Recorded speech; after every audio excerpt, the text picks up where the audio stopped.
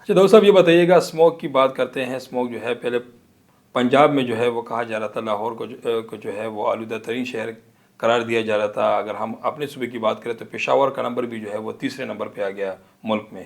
کیا کہیں گے اس بارے میں؟ جی بالکل، یہ ایک مسئلہ بن گیا ہے. آپ دیکھ رہے ہیں کہ پچھلے 2-3 ہفتوں سے پشاور میں فضا کافی آلودہ ہے، اور اس کو اب ماہرین کہہ رہے ہیں کہ یہ بھی اسموگ ہے، اور یہ آہستہ آہستہ ادھر ٹریول کر رہے ہیں صوبے کی طرف.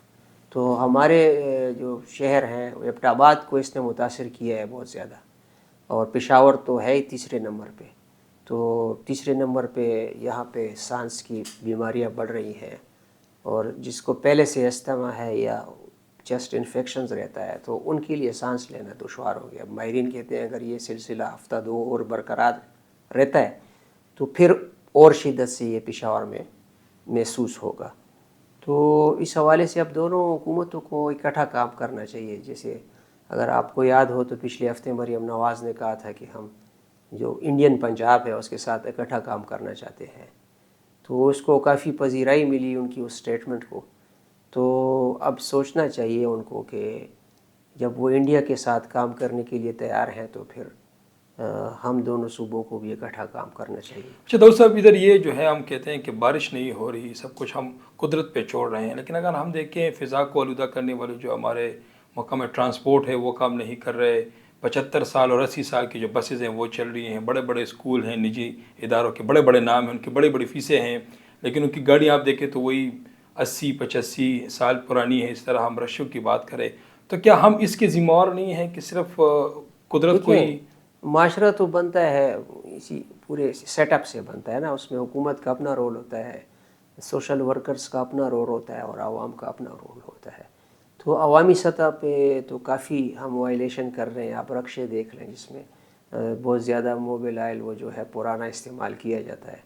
تو اس یہ جی رکشے جو ہیں کافی وہ کر رہے ہیں، فان گیس پہ لوگ چلا رہے ہیں. تو ان کو کی روک ٹوک جو ہے تو وہ نہیں ہو رہی، تو وہ ہونی چاہیے. اب یہ صوبائی حکومت کی ذمہ داری ہے کہ کوئی ایسا سسٹم اقدامات نہیں کر رہے ہیں اس ہاں، حوالے سے. جو آپ نے اسکولوں کی طرف اشارہ کیا تو اس کے خلاف کارروائی کرنے کے لیے ادارے تو موجود ہیں، تو ان کو اب کام کرنا ہوگا. کیونکہ بہت حالات جو ہے، یہ دوسرا سال ہے کہ یہ ہم سردی جب آتی ہے تو پشاور میں یہ محسوس کیا جاتا تھا، لیکن اس کو فوگی قرار دیا گیا ہے. مطلب جو یہاں لوکل آفیشلز ہیں تو وہ اپنی گلو خلاصی کر لیتے تھے، لیکن اب انٹرنیشنل ایجنسیوں نے، اگر آپ آن لائن اب بھی سرچ کریں تو آپ کو آج کی وہ بتا دے گا کہ دنیا میں کہاں پہ ہو رہا ہے.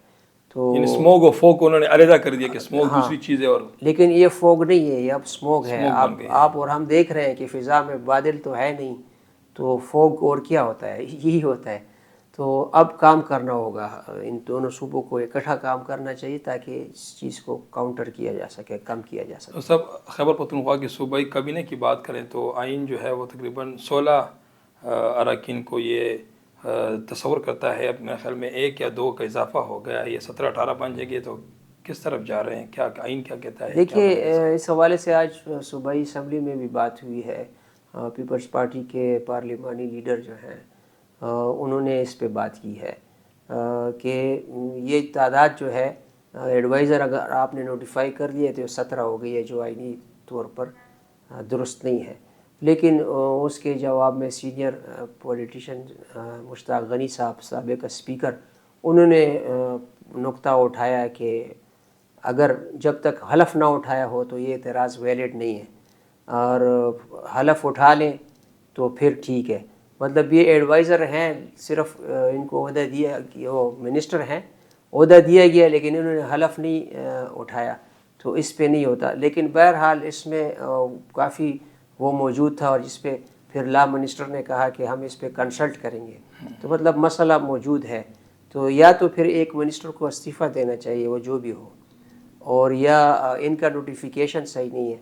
تو اب ایک وہ بن گیا ہے. تو دیکھتے ہیں کہ حکومت کی طرف سے اب جواب کیا آتا ہے، لا منسٹر کیا جواب دیتے ہیں. آج تو انہوں نے جواب نہیں دیا، وہ مسئلہ جو ہے پینڈنگ رہ گیا ہے. انہوں نے یقین دہانی کرائی ہے کہ ہم جو ہے کنسلٹ کر کے لا ڈپارٹمنٹ سے، تو پھر اس کا ہم اپوزیشن کو جواب دیں گے. لیکن یہ ایک مسئلہ ہے کہ جہاں ایک غریب صوبہ ہے تو اس پہ زیادہ وزراء کی تعداد جو ہے وہ کم ہونی چاہیے تھے پہلے بھی، لیکن اب یہ جو منیمم تعداد ہے اس سے بڑھ گئے ہیں.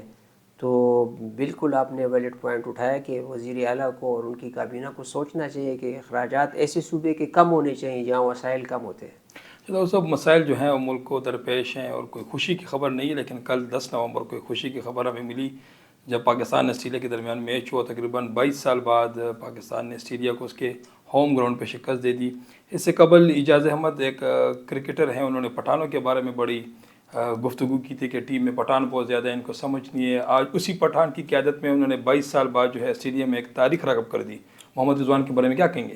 جی بالکل، ہم دیکھ رہے ہیں کہ ہماری کرکٹ پچھلے 3-4 مہینوں سے یا سال سے ڈاؤن جا رہی تھی، لیکن جو سٹارٹ ہم نے ادھر پاکستان میں لیا، ٹیسٹ سیریز ہم نے جیتی، پھر اس کے بعد کیپٹن جب چینج ہوا تو مختلف خدشات تھے، لیکن رضوان نے وہ کر دکھایا اور ان کی جو ایگریسو کپتانی تھی اور ایک بطور کپتان وہ نظر آئے، بر وقت انہوں نے فیصلے لیے اور انہوں نے جو ہے وہ جو ٹریپ انہوں نے بنایا ہوا تھا آسٹریلینز نے پاکستانیوں کے لیے، تو اس میں ان کے بیٹسمین جو ہے پکڑے گئے اور ہمارے بالرز نے بہت تیز ترین بالنگ کی، جو ان کی اسٹرینتھ ہے اس کے مطابق لائن میں بالنگ کی.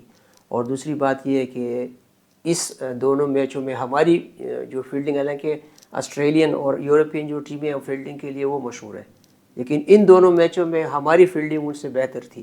ہم نے کیچ ڈراپ نہیں کیے اور کپتان کے جو فیصلے تھے وہ بہت زبردست تھے. تو بالکل اچھی کرکٹ کافی عرصے بعد ہم نے دیکھی.